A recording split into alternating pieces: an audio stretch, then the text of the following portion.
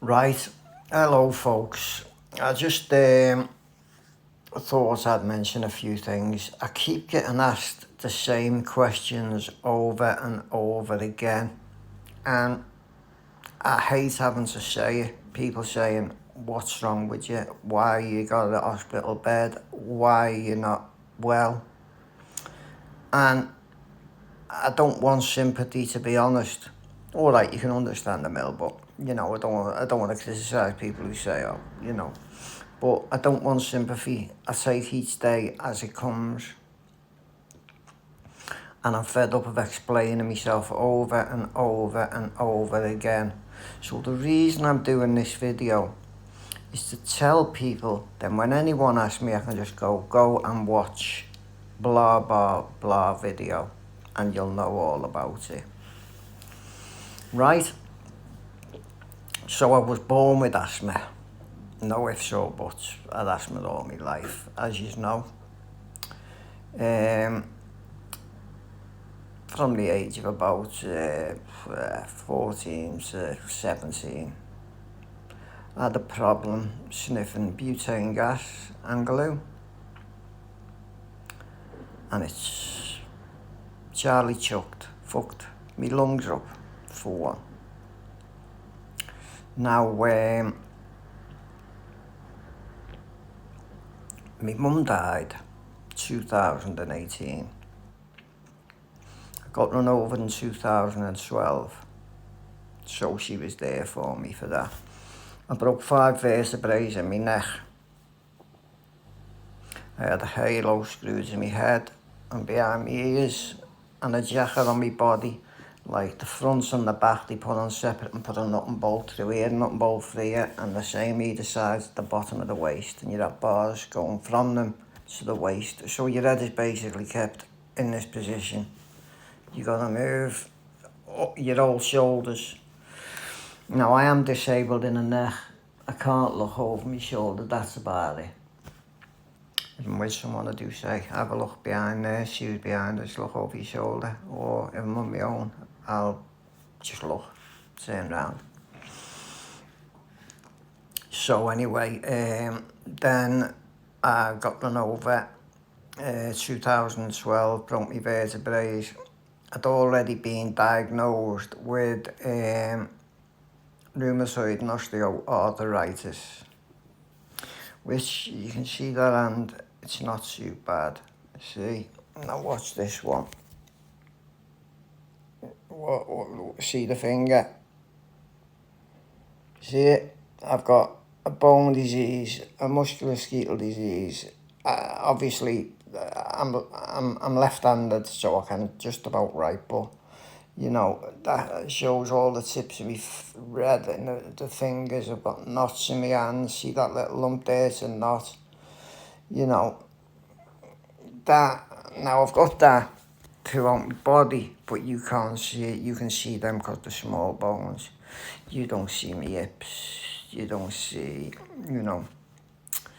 a lot of my bones, but hence medication.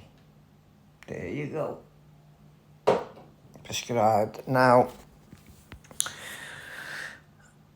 I had an operation at the dental hospital because I'd had a bad extraction by a dentist on Shield Road years ago. And he gave me an overlap. I had to go to the hospital. They took a bit of tooth out. He left some tooth in. But in 2016, I had an operation on the bottom left-hand jaw of my mouth, my lower mandible, on the alveolar ridge. And they cut the bone and put it back in, stitched it, but I knew something was wrong. I kept going back to the hospital the next day and the day after, and then one day he done something and it relieved the pain, but little did I know the bone was going to fall out, and it did. And told me doctor, and he referred me to the hospital. But obviously the hospital wrote back to me doctor and said that I was imagining it, that this is called a psychotic delusional thoughts. Now hang on. He's saying this so I don't sue them. You've got 3 years to sue them. So my doctor believes him. I couldn't eat, I stopped eating, right? I lost a lot of weight and I got sectioned under the Mental Health Act. I think it was a Section 2, 4 weeks. A Section 3 is 6 months, or up to 6 months. Now, why I'm in Broad Oak, the first one I got sectioned was, Broad Oak. I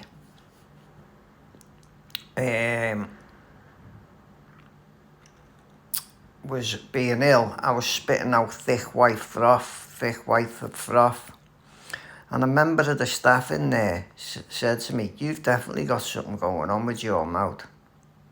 Then a bit later on, she must have been in the office. She come up to me and she went, "Listen, I'm not allowed to tell you you've got something wrong with your mouth no more. I've been told off for it in the office." She was a trainee. So then another member of staff I didn't get on with in the hospital. This is how you get treated in psychiatric hospitals. Now remember, I think I've got capacity. I think I'm cognitive. I'm not incognitive. Do you get me? So one member of staff, we're in the medication room and we didn't get on, but there was another member of staff there and he turned around and said to me, "Do you know if I'm off till Wednesday, and you know if you come back here, if I come back on Wednesday and you're still here," he said, "I'm going to give you a hard time." So what did I do? Straight away I got on the phone to my mum, who was alive then. And my mum saw my mama's name, she spoke to him, and my mum made it clear on no terms, "You give Mark a hard time, watch what happens." She put a complaint in as well. When he come back on Wednesday, I made it clear to him, "Listen, although you are saying you know I'm not mentally unwell, you are not a consultant psychiatrist to say that. It's got to be a consultant psychiatrist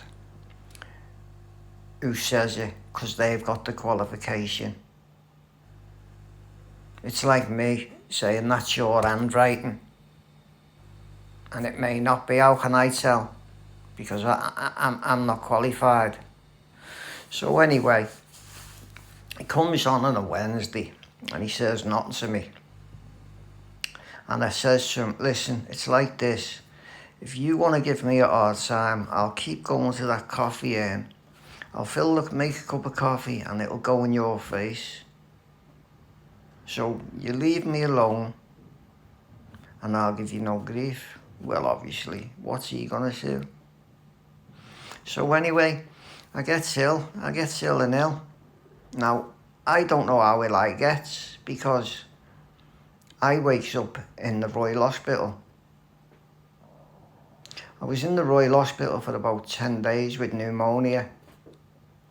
What had happened, I found out by the patients when I went back to the hospital, Broad Oak. I was in my bed and they were bringing the medication to me, and I was going in and out of consciousness, and they had to make the staff alert and call the staff in. Ambulance called in, took straight to Royal, pneumonia, coursed through my mouth. They botched it up. So then 2018, my mum's died. Day before she died, I was sectioned 14 hours before my mum died because I wasn't even eating. Dr. John Stevens, prick, from Birdhouse on Edge Lane, sectioned me when he knew my mum was getting palliative care. Medications at 10 o'clock in Windsor House in Upper Parliament Street. Sorry for showing too much of my chest. But then a member of staff said to me at 9 o'clock, "You can have your medication now."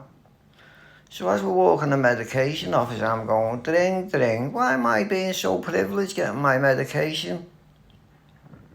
Then my phone started ringing. Well, brain clicked into gear then. I'm going to get told my mum's dead here. I answered the phone. I got told my mum was dead. And I broke down in a female member's of staff's arms. And she consoled me. Now, why, before I got sectioned to this Windsor house, I'd got 4 weeks worth of prescriptions off my doctor to be cashed each week.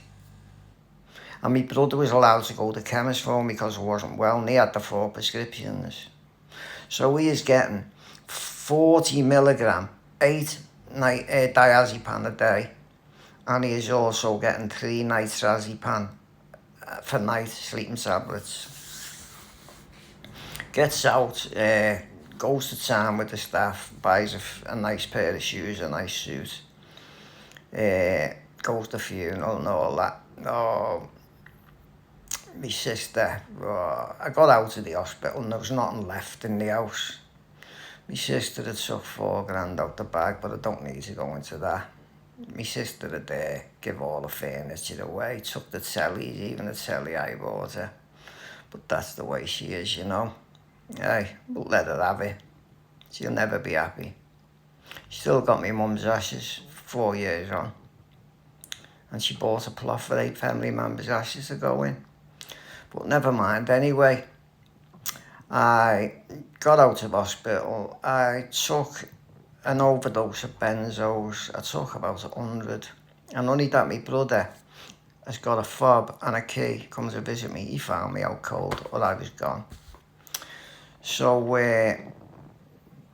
3 months after my mum died, I was diagnosed with COPD. I'd had cardiac failure. I've had pneumonia 7 times. And that's why I say when I've been into hospital 19 times in 3 years. Now, I'm doing good because I haven't actually been in hospital. I got out about 6 months ago, and that's the longest I've been out of hospital for 4 years. So I've had pneumonia 7 times, I've had AKI 3 times, acute kidney injury, or half acute renal failure. If you get acute kidney injury, your kidney fails anyway, so, but you've got 2 kidneys. Now I made a mistake in the other one. I said the liver, I was getting mixed up. My liver's alright. So yeah, I've been diagnosed with COPD. And then I was in the hospital at Suckhill again. I had 8 pulmonary embolisms on my left lung. They're what you call, the pulmonary embolism is a blood clot. I had 8 on my left lung. I'm now on,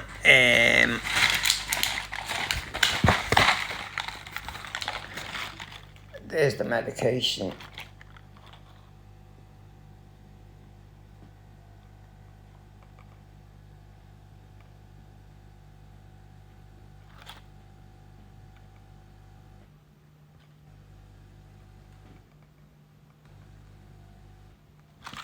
So I'm on carbocysteine to get the secretions off my lung 2-3 times a day.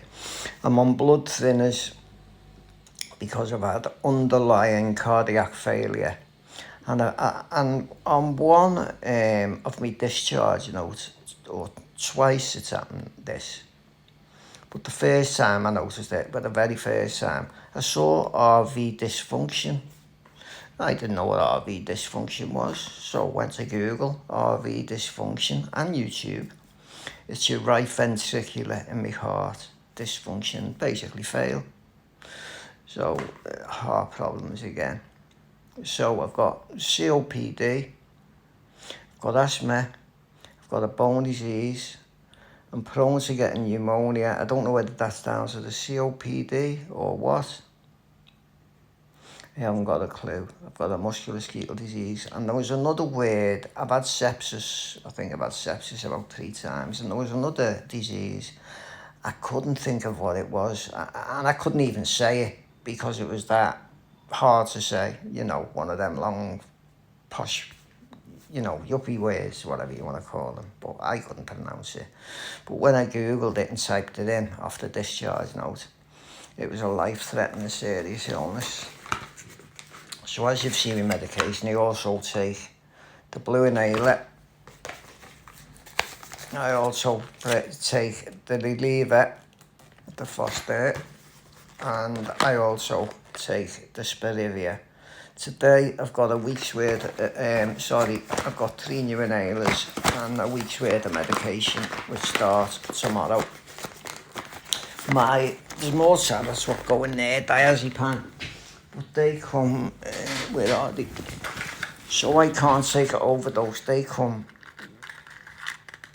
in a little box like that, and I was on 40 milligrams and I've got down to 14 milligrams. I've got off the sleeping tablets, 3 nitrazines a night.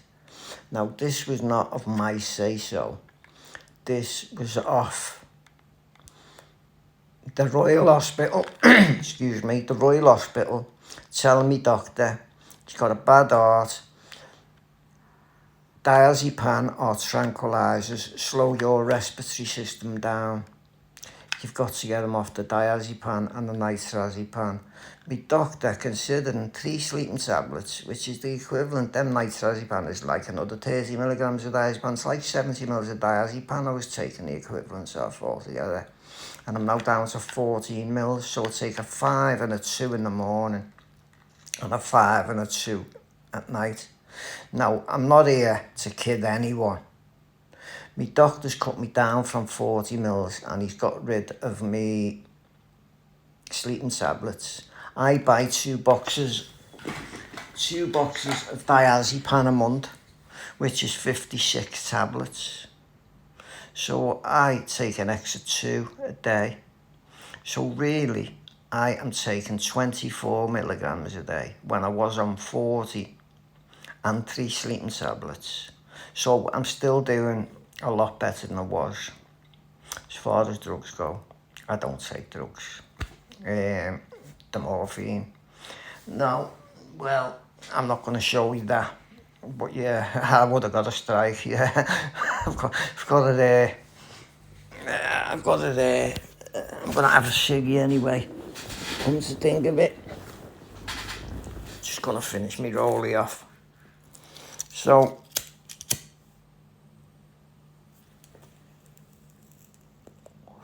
with these AKIs, the bad acute kidney injuries, you know, what happens? The toxicity, what all drugs leave in your body, toxins from everything. If your kidney is blocked, your kidney is what filters the toxins out. So if you're on morphine, if you're on benzos, the toxins are not filtering out. So as well as taking a purposely overdose, I've also accidentally, through the toxins building up in my kidney, had what's called a secondary overdose. So the toxins have made me overdose. I'm taking the medication as prescribed, not a high dose, but the toxins have built up in my kidney. The toxicity is too much and it's made me overdose. This is known as a secondary overdose. It's not that I've had too much medication, it's that the toxins are not getting filtered out. So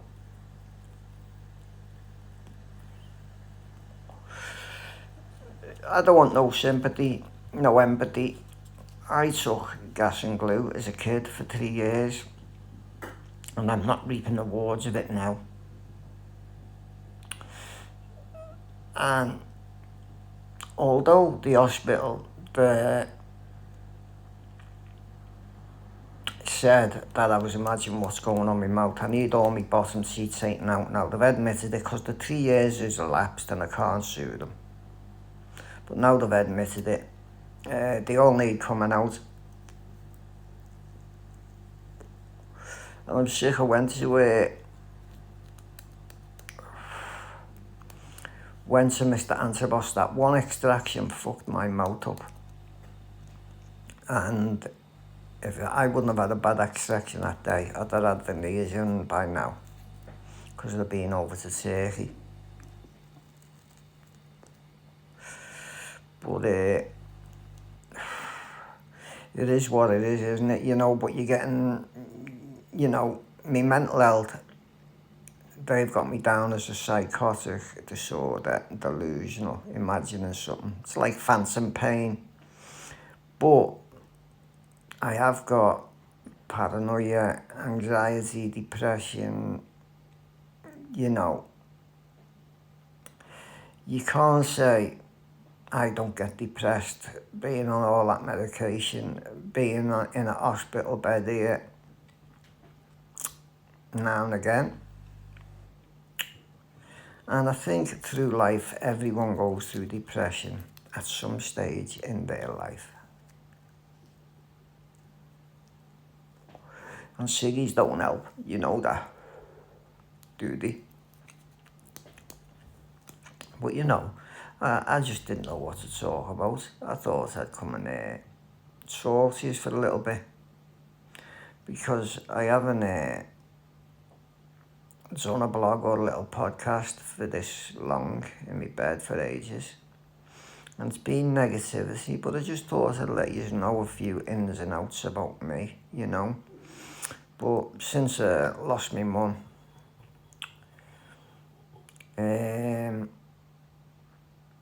life has just never been the same, you know. Mothers are the matriarch of the family.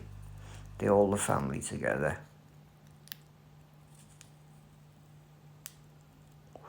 But you know, I know the police have stitched me up, but what can I say? One thing I can say, I've never done a jail sentence. So it mustn't be that bad. But I spent a lot of me 20s doing remand because they stitched it up. So go by crook. So, yeah, I haven't been taking the olanzapine antidepressants. I was on 5 milligram and it put me up to 20 milligram. Well, as you seen when I took 20 milligram,